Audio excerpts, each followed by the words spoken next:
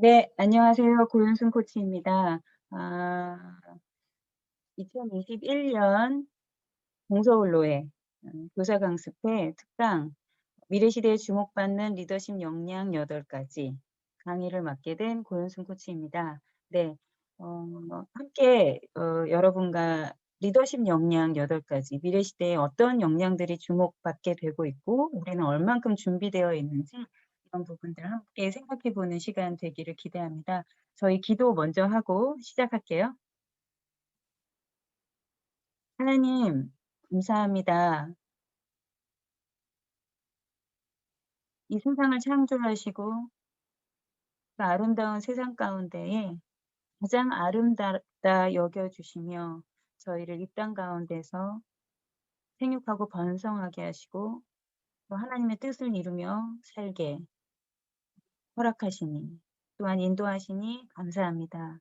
하나님, 오늘 특별히 어, 저희 교사들과 함께 미래에 앞으로 계속해서 급변하고 있는 이 뉴 노멀 시대에 어떤 역량들이 필요하며 우리는 교사로서 사역자로서 다음 세대를 책임지고 있는 주님의 종으로서 어떤 부분들이 준비되어 있고 또 어떤 부분들이 어 부족한지 다시 한번 돌아볼 수 있는 시간이 되게 하시고 또한 그 8가지의 리더십 역량이 우리가 만나고 기도하고 함께 예배드리는 우리의 다음 세대 아이들에게 잘 준비되어질 수 있도록 그래서 이 아이들이 이 세상에서 빛과 소금의 역할을 충분히 감당할 수 있도록 우리가 좋은 밑거름이 되어 주고 바람막이가 되어 주고 또 응원하는 자가 되어질 수 있도록 하나님 이 시간 우리의 마음을 주 인도하여 주옵소서.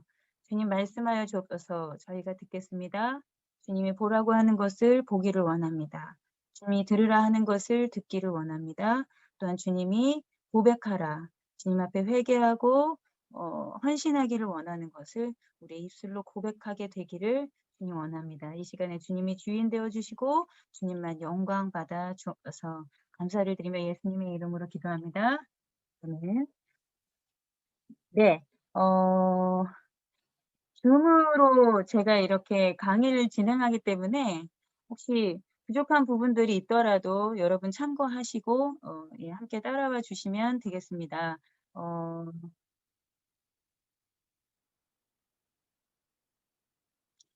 네. 보이시죠? 네. 네.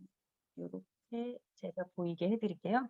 자, 미래 시대의 어 주목받는 리더십 역량 8가지를 나눠 볼 텐데요.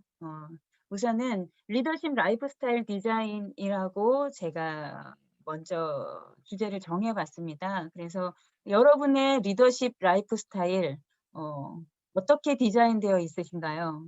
또 우리 아이들은 리더십 라이프 스타일이 어떤가요? 함께 점검해 볼 수 있는 시간 되기를 기대합니다. 라이프 스타일이라는 말을 저는 정말 많이 사용하거든요. 예전에 어떤 어 이 아메리카 쪽에서 오신 분이 저한테 그러셨어요. "코치, 그 라이프 스타일이라는 말은 사실은 이럴 때 잘 쓰지 않아. 언제 쓰나요?" 그거는 보통 부자들 어 돈이 많고 그런 사람들 성공하고 막 어쨌든 경제적으로 부한 사람들한테 많이 사용하는 단어라는 거죠. 라이프 스타일. 그들만의 라이프 스타일 뭐 이렇게 얘기한다는 거죠. 어 저는 인제 그 말을 듣고 나서 그러면 더 써야 되지 않나요? 저는 킹덤 라이프 스타일, 리더십 라이프 스타일, 코칭 라이프 스타일 뭐 이런 단어를 많이 사용을 하는데 어 오히려 우리는 더 라이프 스타일이라는 단어를 쓰기에 적합하지 않은가. 왜? 우리는 하나님의 딸이고 하나님의 아들이고 하나님 나라의 백성이기 때문에 그 누구보다도 존귀하고 그 누구보다도 높은 존재라고 생각합니다. 왜? 하나님과 함께 보좌에서 이 땅으로 보내심을 받는 그런 거룩한 존재이기 때문에 이 세상 누구보다도 라이프 스타일이라는 단어가 우리만큼 어울리는 사람이 없을 거라고 저는 생각합니다. 그래서 오늘 여러분께서 리더십 라이프 스타일 내가 어디까지 준비되어져 있고 어느 부분들을 더 보완해야 되겠는지 함께 나눠 보도록 하겠습니다. 네. 잠시만요.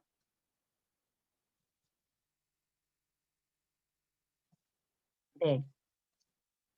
환영합니다. 리더십 라이프 스타일 이 역량 미래에 주목받는 역량 8가지를 함께 나누고자 이 시간에 온라인을 클릭해서 들어오신 여러 사역자들과 선생님들을 주님의 이름으로 축복하며 환영합니다. 환영합니다. 네. 오늘 여러분 안에 즐거움이 일어나고 배움이 일어나고요. 또 열정이 샘솟고 격려하는 시간인 스스로도 격려하고 여러분 서로가 또 격려하게 되고 내 주변에 있는 사람들을 격려하게 되기를 또 여러분 안에 선한 영향력을 받기도 하고 흘려보내기도 되기를 또 오늘 우리 안에 저와 여러분 안에 선한 상호작용이 일어나서 하나님께서 기대하시고 계획하셨던 모든 은혜가 우리 가운데 충만하게 되기를 제가 기대하며 여러분 응원하고 축복합니다. 네. 크로노스와 카이로스라는 어 단어 네. 아시나요?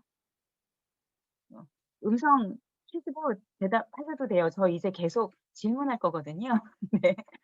음성 켜 주셔도 괜찮습니다. 그리고 이 온라인 영상을 듣고 계신 분들도 어 제가 듣지는 못하지만 이제 답변을 해 가면서 제가 원래 강의할 때 질문하고 듣고 이러한 다이나믹을 되게 좋아하거든요. 그래서 여러분도 스스로 혼자서 이렇게 대답을 해 보시는 시간들 되겠습니다. 참가해 주신 선생님들 음소거 부탁드리겠습니다.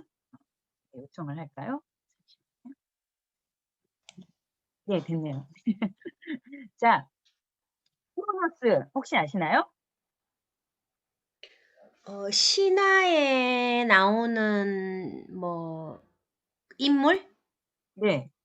네 맞아요. 로마 신화 그리스 로마 신화 뭐 이런 데 많이 나왔고요. 네.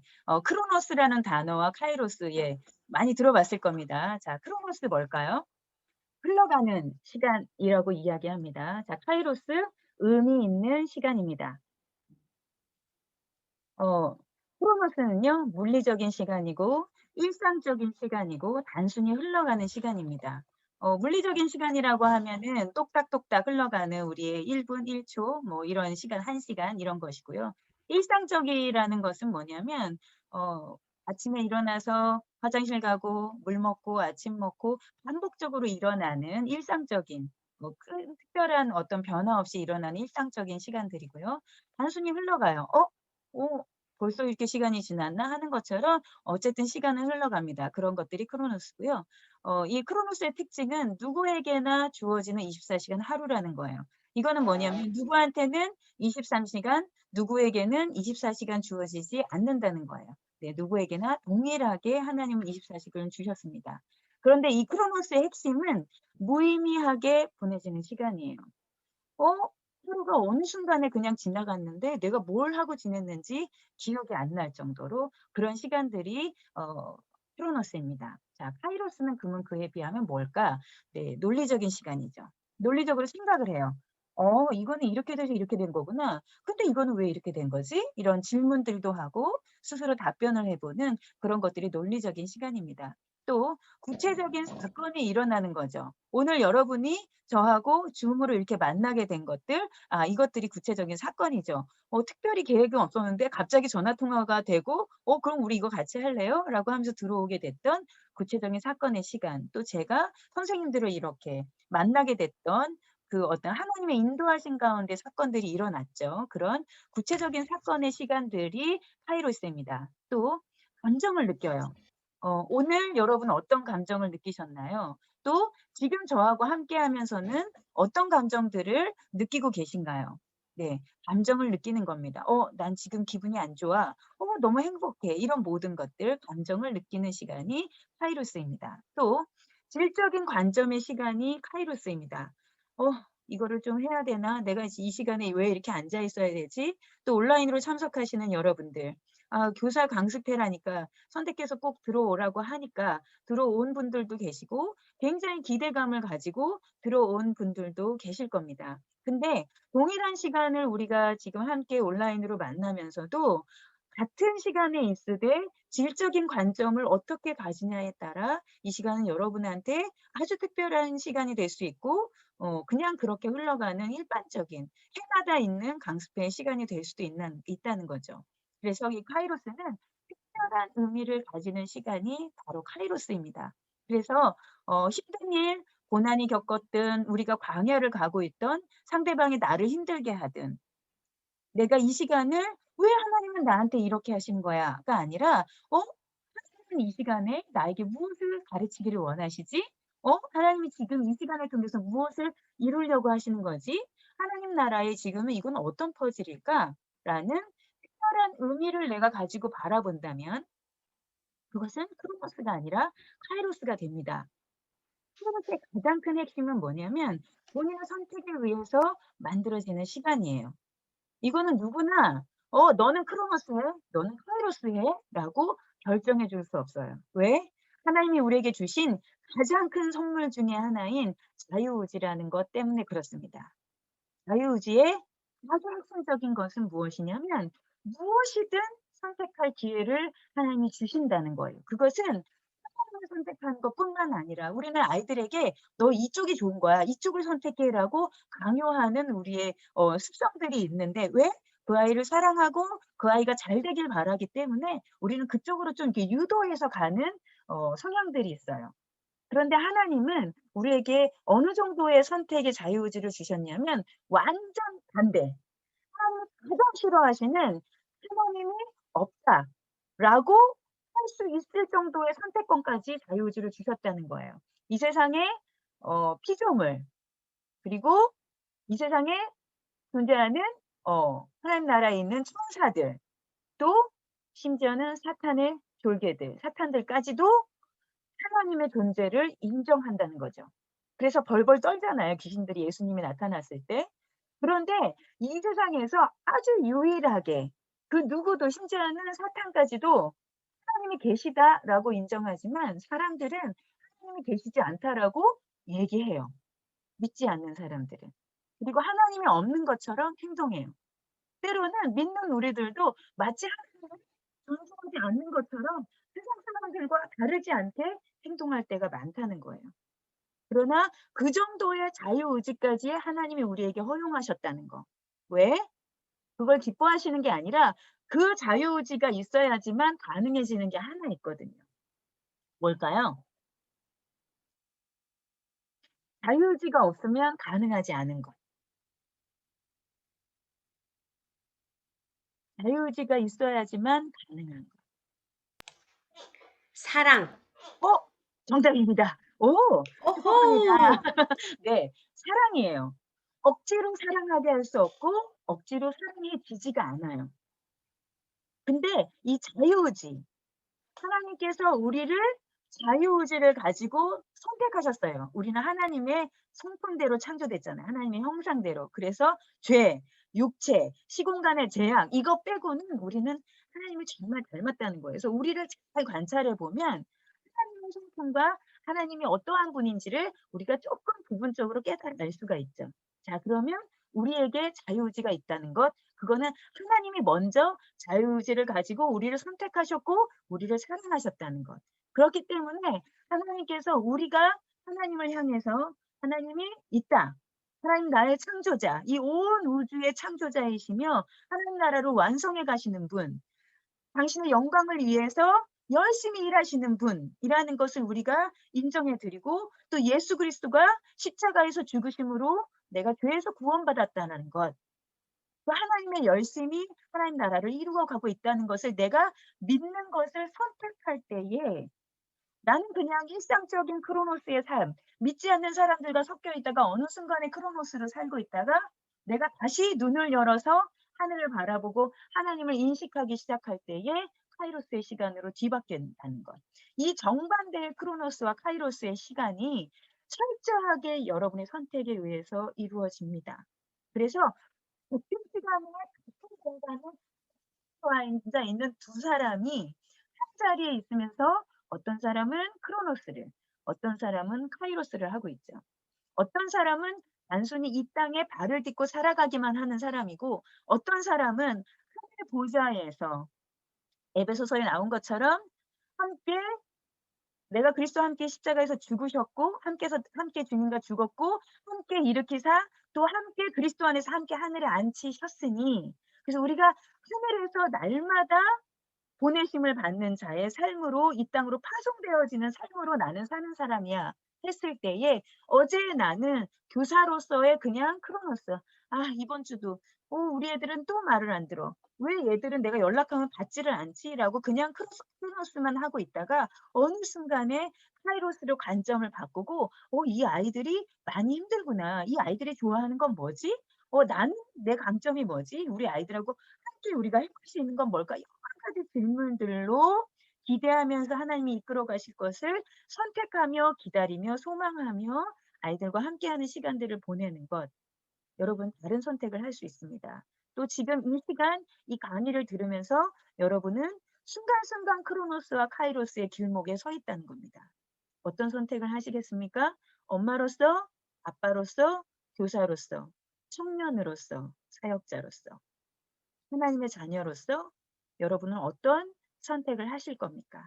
여러분 안에 감정을 느끼고 여러분이 지금 지나고 있는 이 순간 가운데 일어나는 수많은 만나는 사람과 상황과 환경들 가운데서 내가 어떤 질적인 관점을 가지고 특별한 의미를 가질 것이냐.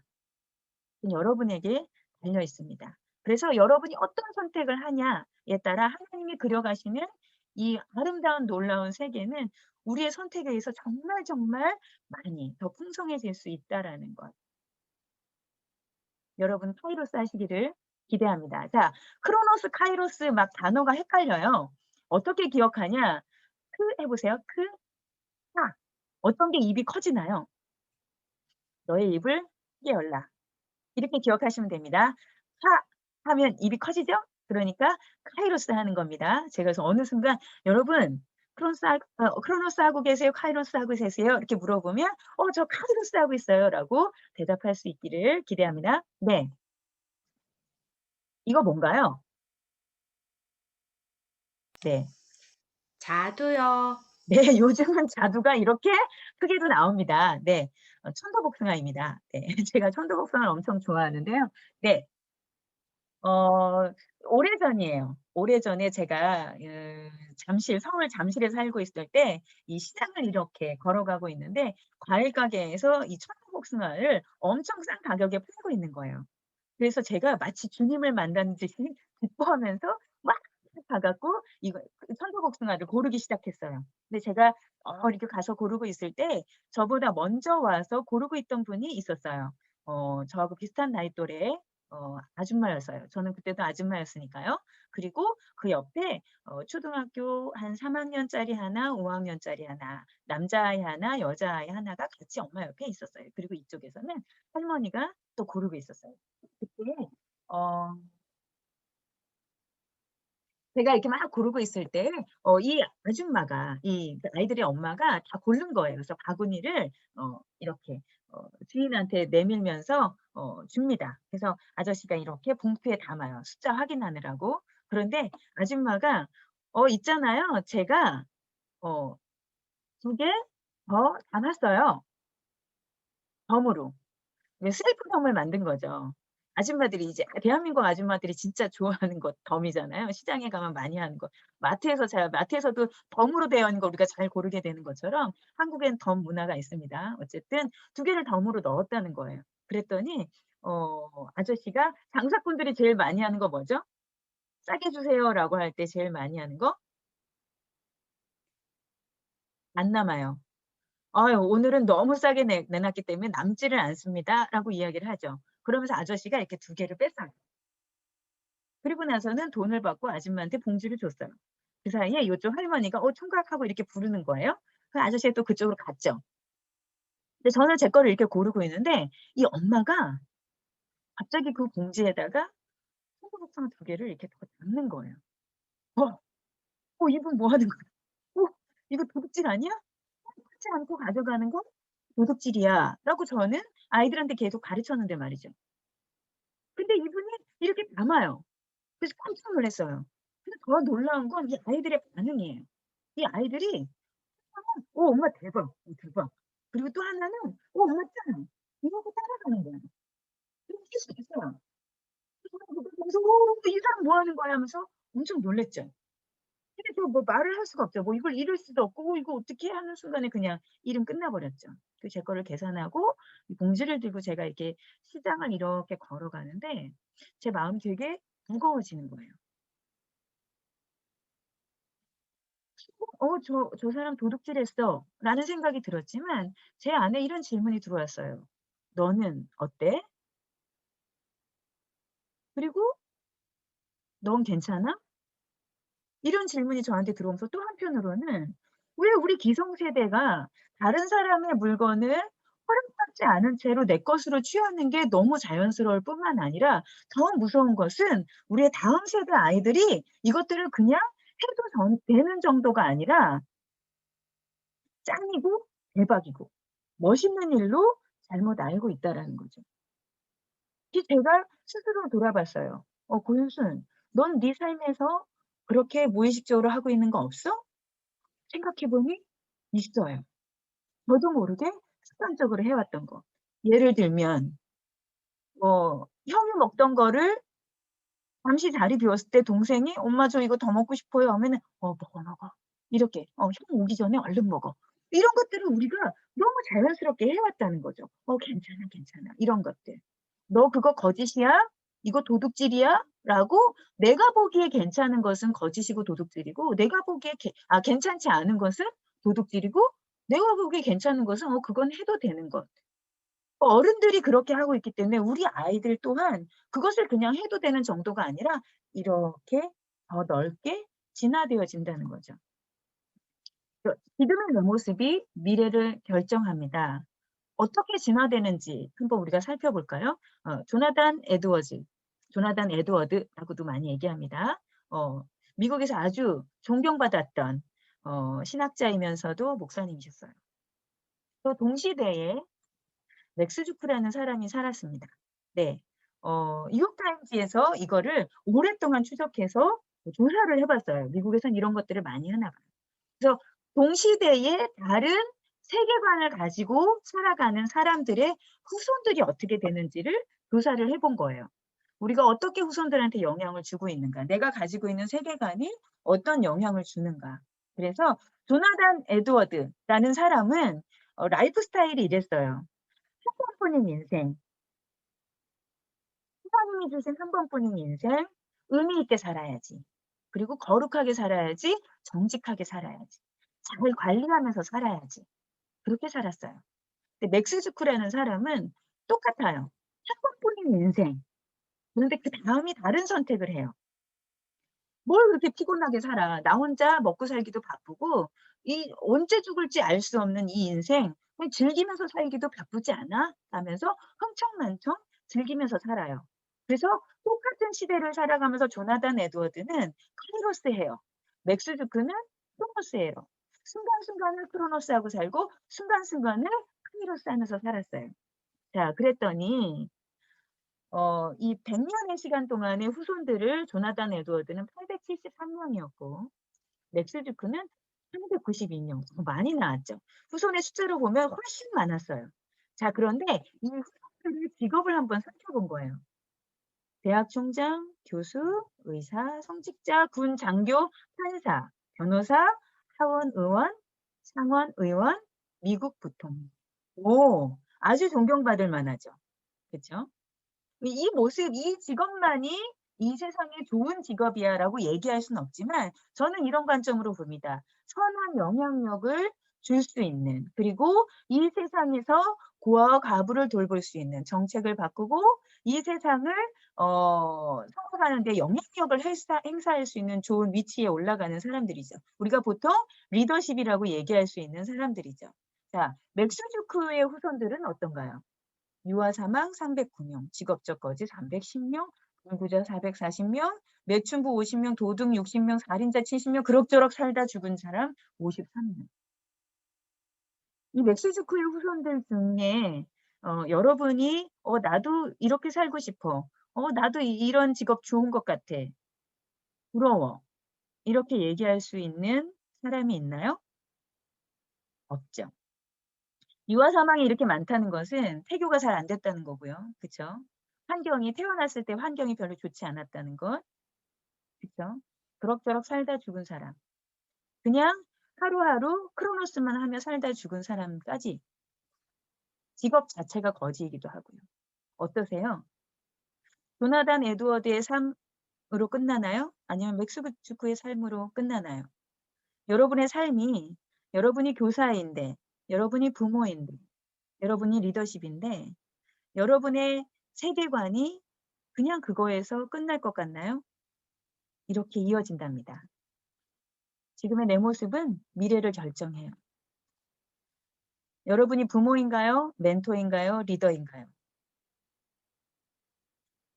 여러분의 부모, 멘토, 리더에게 받았던 세계관이 여러분을 통해서 여러분의 자녀, 여러분의 멘티, 여러분의 팀원들에게 흘러가고 있다는 거예요. 그 사이에 내가 사슬처럼 체인으로 연결되어 있다는 거죠. 이런 거 없으세요? 우리 부모가 가진 모습 중에 난 이게 너무 싫어. 우리 엄마 아빠는 왜 나한테 이랬지? 우리 선생님은 도대체 나한테 왜 이런 거야? 우리 팀장은 우리 왜 이래? 우리 리더는 도대체 왜 이러는 거야? 나는 정말 저런 거 너무 싫어. 근데 어느 날 문득 내가 내 자녀에게, 내 멘티에게, 내 팀원들에게 동일한 행동을 하고 있을 때 깜짝 놀랄 때 없으세요? 저는 많이 경험해 봤거든요. 어렸을 때 저희 집에 모든 근심의 시작과 엔딩을 제가 다 장식했던 사람이기 때문에 저희 엄마 아빠가 정말 저 때문에 마음고생을 많이 했죠. 진짜 인생 성공한 거죠. 이렇게 여러분한테 강의를 할 수 있다는 건 진짜 인생 성공한 거죠. 어렸을 때 제일 많이 들었던 게 "도대체 쟤는 커서 뭐가 될 거야? 쟤 사랑구실하고 생겼어? 도대체 왜 이렇게 속을 썩이는 거야?" 이런 말들을 정말 많이 들었고 정말 정말 힘드시니까 가끔 맞기도 했죠. 그래서 저는 "아니 왜 때려? 말로 하면 되잖아." 그랬는데 제가 아들 둘을 키우면서 순간순간 저도 "야 이씨." 이러면서 주먹이 올라가기도 하고 발부터 나가기도 하고 아들 둘 키우면서 우아하게 키운다는 건 저는 거짓말이라고 생각해요. 인생에 진짜 이 세계에 아주 간혹 가다가 아주 독특한 사람들 빼고는 대부분 아들을 키움에 있어서는 정말 부드러운 목소리로 키우기 정말 어렵습니다. 코치임에도 불구하고 참 어렵습니다. 근데 제 안에 자괴감이 오는 거예요. 잠들어 있는 아이들의 모습을 볼 때마다 '도대체 내가 부모로서 자격이 있나?' 또 제가 리더십으로 움직이다가 부족했던 저의 모습들을 이렇게 돌아볼 때 제가 가장 싫어했던 리더의 모습을 제가 보여줬을 때 제가 가장 싫어했던 '아 나는 멘토가 되면 저러지 말아야지.' 했던 저의 모습들이 불쑥불쑥 제 안에서 끄집어 나와요. 왜 그럴까요? 그걸 보고 살았어요. 계속해서 반복적으로. 저는 영향을 받고 살았다는 거죠. 그래서 내 현재 의식은 그걸 하고 싶지 않지만 내 잠재 의식, 내 감정 의식은 불쑥불쑥 "야 너 말을 안 들을 땐 화내. 걔가 잘못했을 때는 혼내. 팀원이 잘못할 때 끊어내." 뭐 이런 "명령해." 이런 식의 것들이 제가 받아왔던 그런 것들이 고스란히 녹아서 제 안에서 이어진다는 거죠. 그래서 습관의 힘이라는 책을 보면 내가 너무너무 싫어하는 습관 하나를 이렇게 빼내려고만 안 하려고만 하면 절대 그것이 없어지지 않아요. 잠깐 빼낼 수는 있으되 그 빈 공간에 더 나쁜 것, 다른 것들이 들어가 버린다는 거죠. 그래서 제일 중요한 것은 뭐냐면 여러분 여기 있는 가운데에 있는 체인, 할 것이 아닌 것, 세상으로부터 온 것, 사단으로부터 와서 내 안에 장착되어져 있는 이 체인을 여러분이 빼내는 것으로 멈추고 안 하는 것으로 끝내면 안 되고 거기에 하나님의 것을 집어넣어야 합니다. 하나님의 방법, 하나님의 가치관, 하나님의 세계관으로 체인을 바꿔 껴야 됩니다.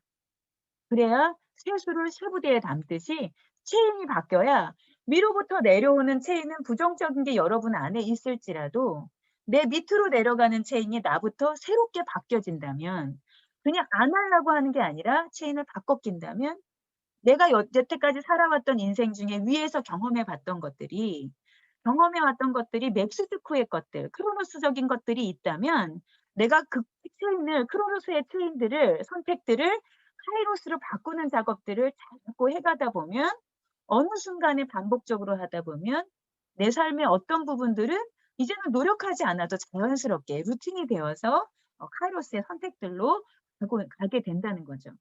자, 그러면 내가 하기 싫었던 내가 했던 행동들, 생각들, 우리 부모 세대 멘토 리더가 하지 않았으면 싶었던 것들을 내가 계속 하죠. 그러면 나는 왜 그걸 하게 됐나? 부모가 그렇게 했으니까. 멘토가 그렇게 했으니까, 리더가 그렇게 했으니까. 그럼 내가 이렇게 하고 있는 것, 내 안에 부정적인 모습들은 부모 책임인가요? 멘토 때문인가요? 리더 때문인가요? 아니죠. 그 부모는 나한테 왜 그랬을까요? 그 멘토는 나한테 왜 그랬을까요? 그 부모의 부모, 멘토의 멘토가 나에게 저희 부모와 멘토 리더에게 했다는 거죠. 이거는 사실처럼 흘러오는 겁니다. 그럼 여러분 끊어내세요. 끊어내시고 하나님의 것으로 집어넣는 작업을 오늘 해 보도록 하겠습니다. 네, 관찰 지식이 있고요. 절차 지식이 있고 대면 지식이 있어요. 관찰 지식은 뭔가요? 내가 알지 못했던 지식들이 내 안에 들어오는 거예요. 여러분이 오늘 크로노스, 카이로스, '아 이런 거구나.' 하고 알게 된 것이 지식을 그냥 이렇게 인풋한 것이 관찰 지식입니다. 그럼 절차 지식은 뭔가요? 제가 지금 여러분한테 절차 지식하고 있죠. 제가 알고 있는 크로노스와 카이로스를 여러분한테 설명하죠. 그게 바로 절차 지식입니다. 내가 알고 있는 지식을 말로 설명할 수 있고 가르칠 수 있는 것이 절차 지식이에요.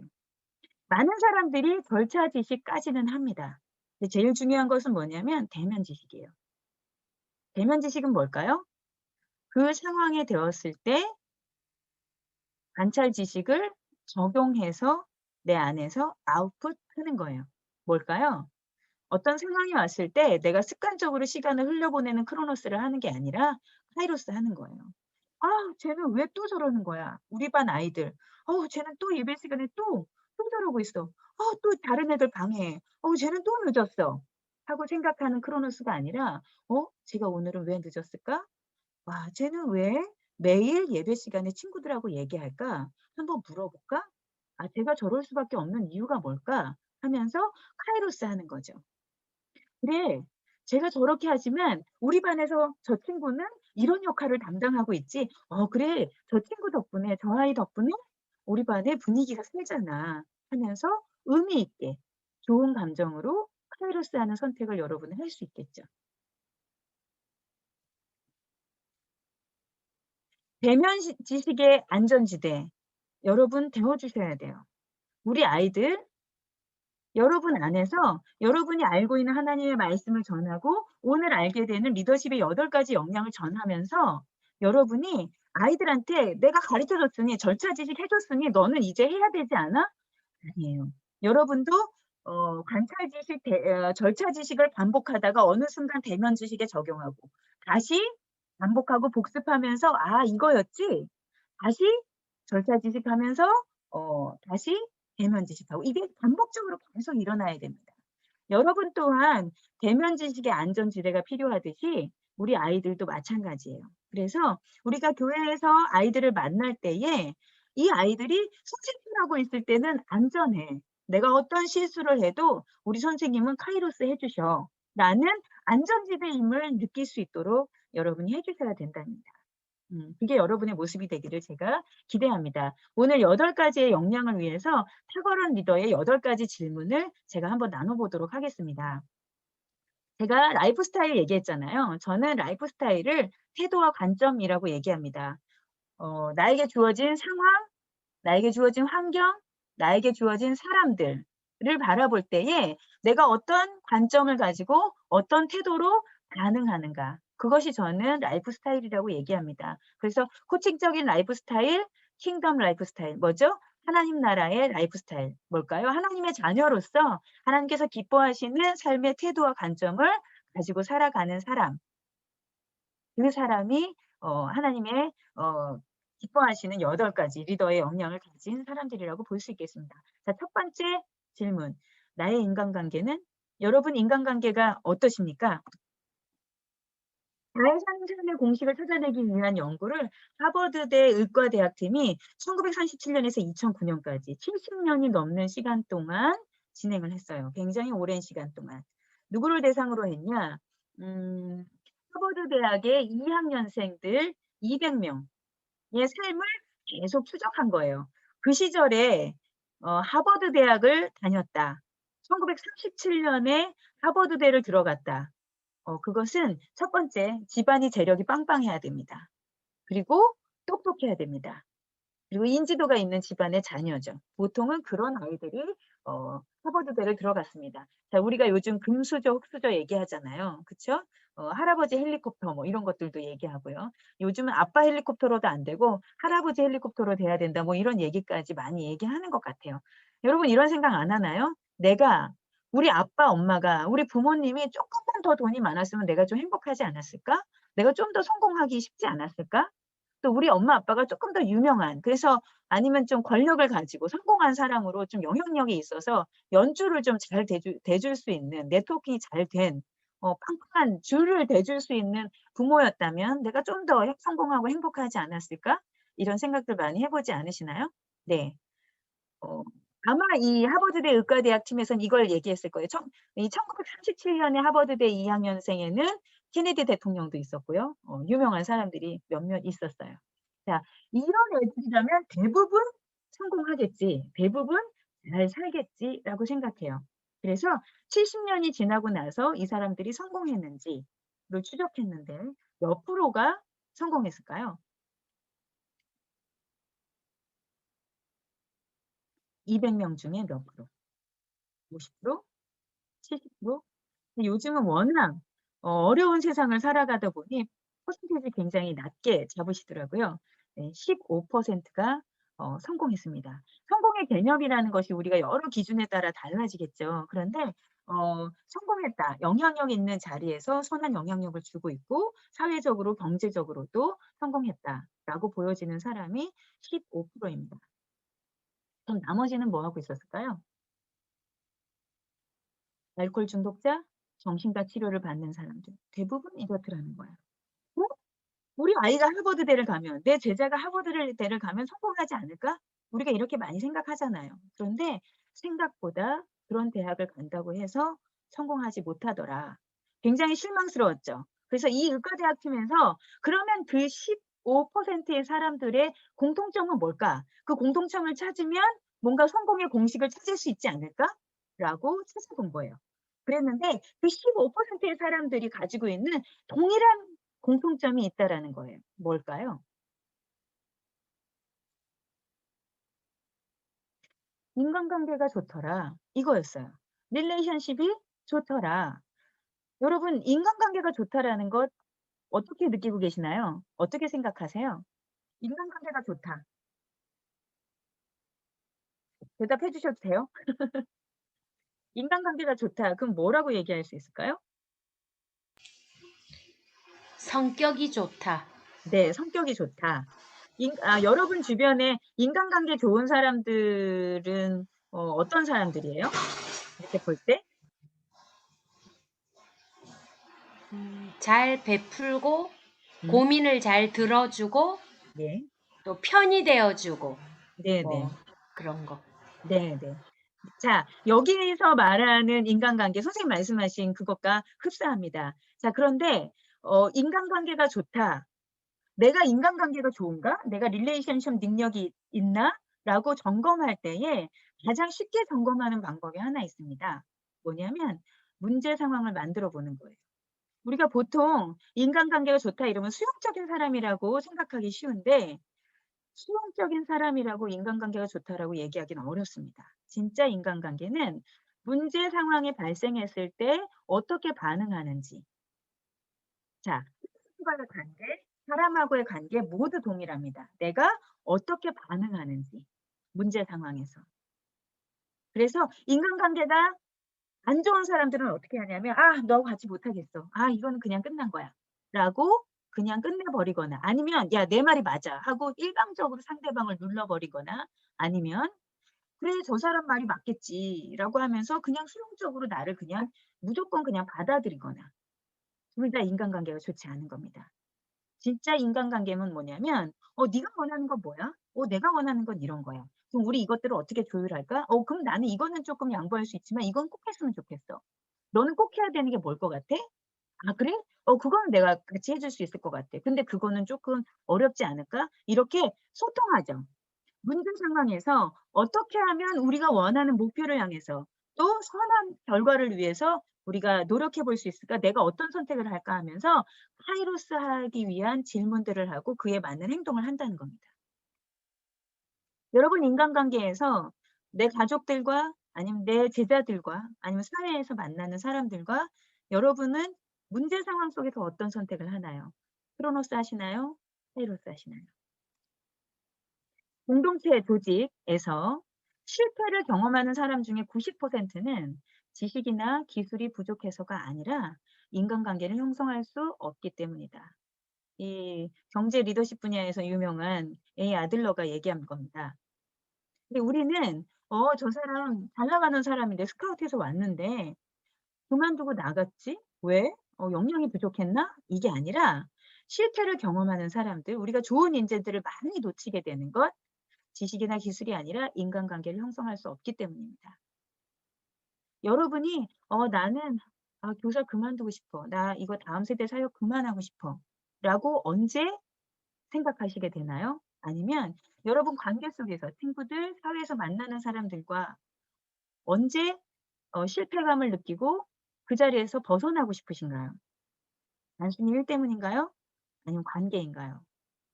제가 회사의 어떤 CEO나 리더십들을 코칭하러 갈 때에 회사 얘기, 커리어 코칭을 하려고 가도 대부분은 인간관계 얘기를 합니다.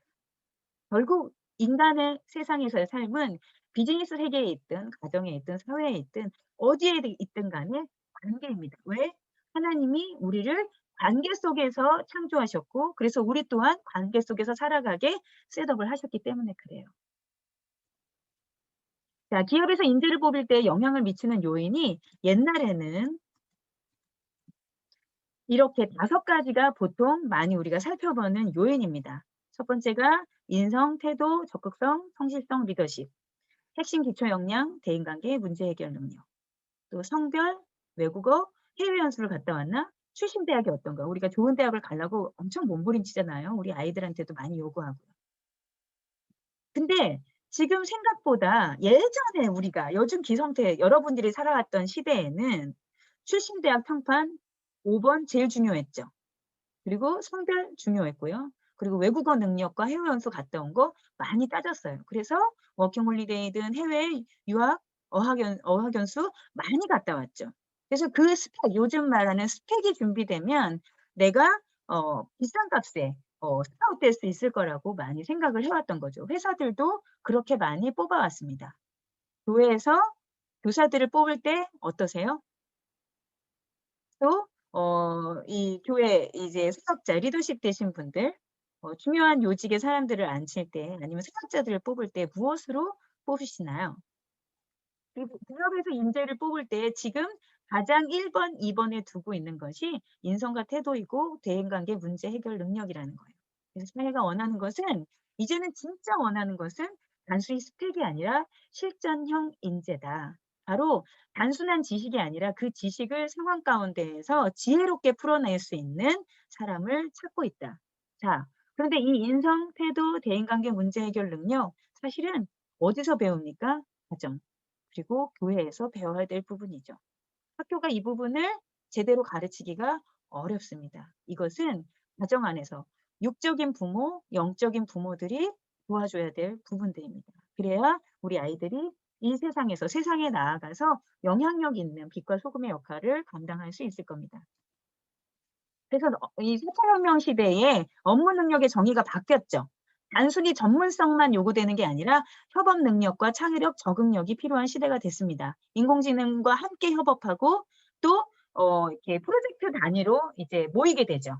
그래서 한 회사에서 계속 붙어 있는 게 아니라 프로젝트에 맞게 자기의 전문성을 가진 상태에서 빠르게 소통하고 빠르게 협업할 수 있고 팀으로 빨리 오랜 시간이 되어서 팀이 되는 게 아니라 소통을 잘하고 상대방의 강점을 끌어내고 내 강점을 잘 활용하고 상대방을 잘 인정해 주고 내 강점과 내 생각들을 상대방에게 이렇게 표현할 수 있는 협업 능력과 그리고 변화무쌍한 이 분위기나 상황들 속에 적응하고 창의성을 내뿜을 수 있는 리더십 능력들을 원한다는 거죠. 전문성은 그냥 기본입니다. 예전에는 전문성만 있으면 됐죠. 지금은 그런 것들이 요구되는 시대가 됐습니다. 자, 그래서 첫 번째 뭐죠? 모든 일의 핵심은 관계다. 두 번째 질문입니다. 무엇을 배우고 있는가? 여러분, 무엇을 배우고 계십니까? 요즘? 리더십, 영향력. 리더가 뭐라고 생각하세요? 여러분 리더가 뭐라고 생각하세요? 리더십이 뭘까요? 리더십 하면 떠오르는 단어들? 답변이 없으시네요? 리더? 이끄는 사람, 주도하는 사람, 끌고 가는 사람, 뭐 여러 가지죠. 내가 알고 있는 리더십은 내가 경험한 리더십인 경우가 좀 많습니다. 그래서 제가 옛날에 어떤 강의에서 리더십 하면 떠오르는 게 뭐예요? 그랬더니 어떤 중학생인가 아이가 이렇게 손을 들고 얘기하는데 이것저것 시키는 사람입니다. 이렇게 얘기를 하더라고요. 그래서 제가 물어봤어요. 누가 너한테 그렇게 이것저것 시키디? 이렇게 물어봤거든요.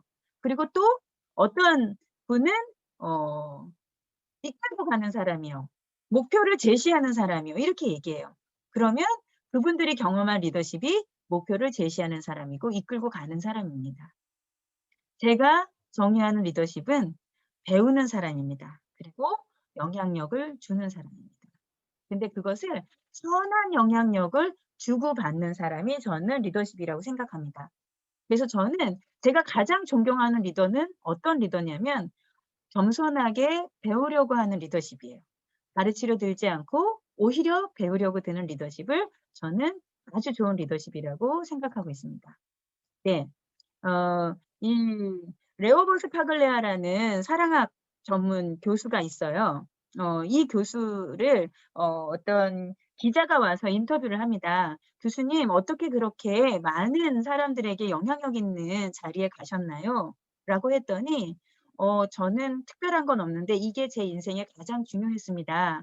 저는 어렸을 때부터 어 이 대가족이 할머니로부터 아이들까지 이렇게 미국에 보면 이렇게 큰 테이블에 다 같이 둘러앉아서 기도하고 식사하고 뭐 이런 것들 있잖아요. 아주 어린아이부터 할머니까지. 그래서 자기 집안에서의 늘 저녁 식사할 때 했던 것들이 있는데 그거는 바로 오늘 무엇을 배웠는지를 오늘 내가 뭘 배웠는지를 한 사람씩 100세 할머니부터 5살 꼬맹이까지 오늘 배운 거에 대해서 이야기하지 못하면 밥을 못 먹는 거예요. 그게 그 집의 룰이었대요. 그러다 보니 성인이 되어서 독립했는데 누구도 나한테 "너 그거 얘기 안 하면 밥을 못 먹어."라고 얘기하지 않음에도 불구하고 저녁 때 잠자리에 들 때 이불을 탁 덮을 때 "내가 오늘 뭘 배웠지?" 라고 그 질문에 대답하지 못하면 잠을 못 자게 됐다는 거예요. 그래서 이분은 늘 배우려고 하는 이 질문이 자기 안에서 계속 움직였던 거죠. 그래서 그 질문으로 오늘 내가 무엇을 배웠는지를 꼭 대답하고 배우려는 그 대답 저녁 때 자기 전에 그거에 대답하려고 하니 하루 종일 '내가 뭔가를 배워야 돼.'라는 의식을 계속 가지고 있었다는 거죠. 두 번째, '어떤 상황에서도 배우자.' 이런 거죠. 도대체 하나님 이 상황을 왜 저한테 주시는 거예요? 왜 이런 아이를 저에게 맡기셨나요? 왜 오늘 내가 준비한 건 이건데 아이들의 반응이 이런가요? 라고 생각하는 게 아니라 크로노스죠. 카이로스 하는 거죠. 하나님, 오늘 이 상황을 통해서 제가 무엇을 배우고 성장하기를 원하십니까? 하나님 말씀해 주세요. 제가 들을게요. 하나님 뭘 저에게 가르쳐 주시기를 원하세요? 하나님 제가 듣고 따르기를 원합니다. 제가 배우기를 원합니다. 또한 저는 저희 아이들이 5살, 4살 이럴 때도 아이들한테 배우려고 하는 태도들을 가지기도 했어요. 그래서 아이들한테 배우는 거죠. 그래서 아이들이 스스로 엄마한테 무언가를 지적했을 때 "엄마 그거는 이렇게 이렇게 하는 거잖아요." 라고 이야기할 때에 "야 네가 뭘 안다 그래?" 이렇게 하지 않고 그러네. 아 엄마가 그거를 놓쳤네. 그래 혹시 엄마가 너한테 가르쳐 준 대로 행하지 않고 있으면 너도 엄마한테 "엄마 정신 차리라고 꼭 얘기해 줘, 배울 때." 이렇게 얘기하는 거죠. 여러분 어떤 상황에서도 배울 수 있을까요? 미래 시대에 주목받는, 또 단순히 미래 시대에 주목받는 게 아니라 이 미래 시대에, 앞으로 일어나는 시대에, 변하는 시대, 뉴노멀 시대, 메타버스 시대에 영향력이 있으려면 어떠한 상황에서도 배우려고 하는 자에게 모든 사람들이 귀를 오히려 기울여 주고 자기의 이야기들을 나눠 주고 정보를 많이 준다는 거죠. 우리 아이들이 그랬으면 좋겠습니다. 자, 세 번째 질문. 나의 진짜 모습은 무엇인가? 여러분의 진짜 모습은 뭔가요? 예, 저는 선교사입니다. 미국, 미국 말고 아프리카, 몽골, 중국 뭐 이런 식으로 가서 그곳의 신학생들 또 지하교회 뭐 이런 사람들을 많이 가르치고 다녔어요. 위험하게. 그런 적도 있었고, 또 저는 코치로서 기업에 가서 강의도 해요. 또 저는 아프리카 가서 선교를 하기도 하고, 또 저는 이 사진 굉장히 오래된 사진입니다. 저는 두 아이의 엄마이고 한 사람의 아내입니다. 네. 사람들이 저희 아이들 지금 고등학교 2학년, 중학교 3학년인데 "왜 이 사진을 계속하냐?" 네. 다 같이 이렇게 웃고 있는 사진이 이것밖에 없습니다. 아이들이 크니까 웃는 사진이 너무 없어요. 네. 사진 찍히는 거 너무 싫어하고요. 사진 이렇게 아이들 이렇게 몰래 찍다가 빼앗겨서 이렇게 삭제당한 경우도 정말 많고요. 그래서 저는 이 사진 사랑합니다. 네. 자, 이것 저의 모습이에요. 저는 코치이고 선교사이고 엄마이고 아내입니다. 그리고 저는 하나님의 딸입니다. 그런데 여러분 어떠세요? 제가 바라는 라이프 스타일은 이거예요.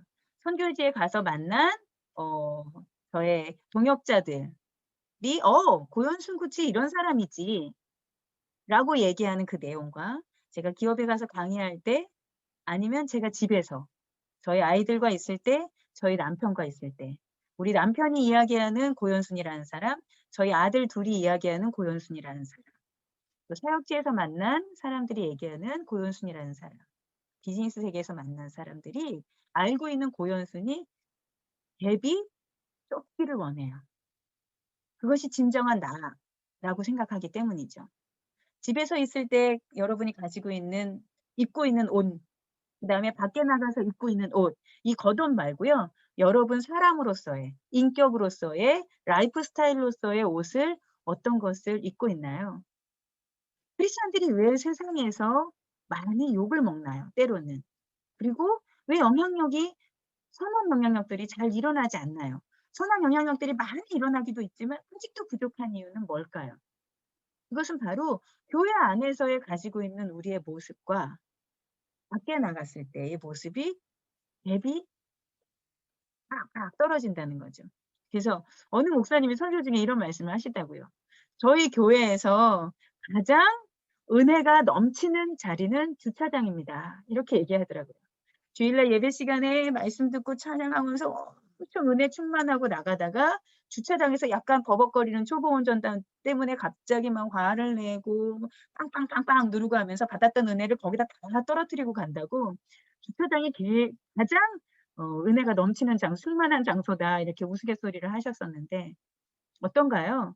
혼자 있을 때 여러분 모습, 여러분의 남편이나 아내, 부모와 있을 때의 모습, 자녀와 어 교사로 만날 때 여러분의 모습, 어떤 모습인지 우리 한번 점검해 볼 필요가 있겠습니다. 그래서 세 번째 라이프 스타일 어 역량은 진정한 나 자신과 함께하는 태도며 관점입니다. 진정한 나 자신. 겨울에 옷을 두껍게 입으면 막 엄청 추울 때는 모자도 쓰고 막 마스크하고 막 목도리하고 이러면서 도대체 이 사람이 뚱뚱한 사람인지 날씬한 사람인지 어떤 사람인지 좀 가늠하기가 어렵잖아요. 그쵸? 그래서 옷을 두껍게 입으면 입을수록 나를 표현하기도 어렵고, 옷이 너무 두꺼우니까 부자연스럽죠. 그래서 가벼운 옷으로, 우리가 어느 정도만 가릴 수 있는 옷으로, 완전히 빨가벗고 다닐 필요는 없는 거죠. 내가 집에서 하고 있는 행동을 밖에 나가서 완전히 다 할 수는 없는 것처럼 그 영역별로의 어느 정도의 선은 지키되 가지고 있는 라이프 스타일과 관점과 태도들, 어떤 상황 속에서 받아들이는 우리의 반응들은 동일하기를 바랍니다. 그래서 누구든 '아 그래 고윤순이라는 사람이 이런 사람이지.' 라고 이야기하는 것들이 비슷비슷해지기를 여러분 또한 그렇게 되기를 기대합니다. 네. 네 번째 질문입니다. 여러분에게 있는 가능성. 여러분은 얼만큼의 가능성을 가지고 있나요? 여러분의 잠재 능력 얼마나 사용하고 계시나요? 이 동그라미 전체를 100 이라고 볼 때에 우리가 잠재 능력 빼기 이 잠재 능력을 현재 우리가 40%만 사용하고 있답니다. 어떤 스트레스도 받지 않고 아주 편안한 상황에서 우리는 40% 밖에 못 쓴대요. 그러니까 하나님이 우리에게 주신 무궁무진한 다양한 가능성과 능력들, 재능들 막 이런 것들이 우리 안에 완전 보석처럼 밀집되어 있는데 우리가 40%만 쓰고 있다는 거예요. 그것도 스트레스를 받지 않는 상황. 그럼 나머지 60%가 여러분에게 사용하지 못하도록 잠재 능력은 100 인데 무언가가 여러분이 40%의 사용 능력만 가지고 살아가도록 방해하고 있다는 거죠. 그건 뭘까요? 두려움입니다. 받지 않고 있을 때 40%인데 애석하게도 옆에서 "야 그거 뭐하러 해. 그 돈도 안 되고 그 힘들고 그거 뭐하러 해." 하면 40에서 30으로. "야 너 지난번에도 그거 잘 안 됐잖아. 하지 마." 20.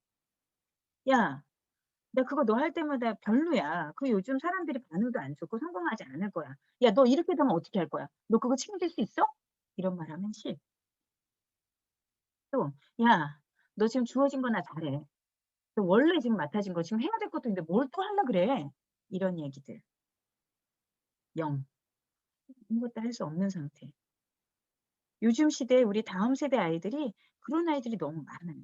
에너지가 없는 상태. 뭔가 코칭을 해 보려고 하는데도 아이들이 에너지가 없어요. 아무 생각이 없는. 그 두려움. 이 두려움은 외부로부터도 오지만 내 내부에서 움직이기도 합니다. 여러분이 우리 아이들에게 두려움을 주지는 않나요? 아니면 여러분 스스로 여러분 안에 두려움을 집어넣고 있지는 않나요?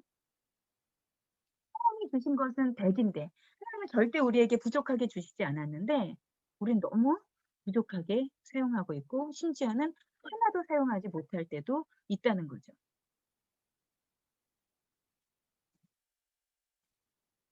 누군가요? 누군지 아세요? 저 원래 강의할 때 맞추는 사람 막 초콜릿도 주고 젤리도 주고 이러는데 줄 수가 없네요. 네. 네. 에디슨입니다. 에디슨 하면 떠오르는 사건 있죠. 에디슨이 학교를 중퇴했죠, 어린 나이에. 선생님이 더 이상 이 아이는 학교에서 가르칠 수가 없어요. 집에서 해결하세요. 그래서 자발적인 게 아니라 학교에서 일방적으로 홈스쿨하게 만들었죠. 근데 우리가 이제 에디슨의 일화 알잖아요. 계란을 이렇게 품고 이렇게 부화시키려고 했던 이런 모습들이 있었는데 상상해 보세요. 우리 아이가 학교를 보냈는데 학교에서 도저히 이 아이는 못 가르치겠어요. 하고는 돌려보냈어요. "그래. 우리 아이에게는 가능성이 있어. 그래 들어 줘야 돼." 막 이런 것들을 우리가 배웠잖아요. 그래서 "그래 참자." 이러고 밥을 해요. 밥을 하다가 "밥 먹어." 하고 이제 문을 열었는데 애가 계란을 품고 있는 거예요. 여러분 어떨 것 같으세요? 뚜껑이 열리겠죠. "야!" 이런 경우도 있고요. 성격 좋으신 분들은 쪼끔 더 참으실 수도 있겠죠. 에디슨 이 강릉 소초 쪽에 가면 참소리 박물관 있더라고요. 저는 거기 갔을 때 '야 어떻게 하면 이렇게 수많은 것들을 발명할 수가 있었을까. 대단하다. 정말 대단한 창조력을 가지고 있구나.' 이렇게 느꼈거든요. 근데 에디슨이 그럽니다. "내가 이렇게 성공할 수 있었던 거는 우리 엄마 때문이었다. 나의 어머니가 나를 가르친 양육 방식이 나를 이렇게 만들었다." 그래서 에디슨의 엄마는 에디슨이 그런 행동을 할 때 "야 너 진짜 생각이 있는 거야? "야, 도대체 이게 말이 되는 행동이니?" 이게 아니라 "야, 넌 진짜 창의적이다. 넌 진짜 다른 관점을 가지고 있네." 라고 하면서 격려하고 인정해 줬다는 거죠. 이때 에디슨이 학교에서 쫓겨날 때 가지고 있었던 증상이 요즘 굉장히 많은 아이들이 가지고 있는 증상 중에 하나입니다. 그때는 뭔지 몰랐죠. 뭔지 아세요? ADHD입니다. 그죠? 주의력 결핍 장애. 그때는 이걸 어떻게 치료해야 되는지, 이 병이 왜 생기는지 몰랐죠. 그냥 이상한 애. 정말 쟤는 정말 이상한 애. 그런 애로 평가받았던 거죠. 그런 에디슨을 이 시대에 아주 중요한 인물로 키워낸 것이 그의 멘토이자 리더이자 엄마였던 분이었습니다. 여러분에게 얼만큼의 가능성이 있다고 보시나요? 우리에게는 무한한 가능성이 있습니다. 이 우리에게는 무한한 가능성이 있다라는 것은 WE의 위의 개념이 아니에요. 너와 내가 함께할 때의 무한한 가능성 이게 아니고요. You and I입니다. 너에게도 무한한 가능성이 있고 나에게도 무한한 가능성이 있다. 이렇게 바라보는 거예요. 여러분에게도 무한한 가능성이 있고 여러분의 주일학교, 다음 세대, 여러분이 맡고 있는 아이들에게도 하나님이 주신 무한한 가능성이 있습니다. 세상이 말하는 무한한 가능성이 아니에요. 우리의 이 질그릇에 예수 그리스도가 담겨졌거든요. 깨어지고 버려질 수밖에 없었던 이 질그릇 안에 그리스도의 영이 담김으로 인해서 이 온 우주를 창조하신 하나님의 능력이 우리와 함께하게 됐다는 거죠.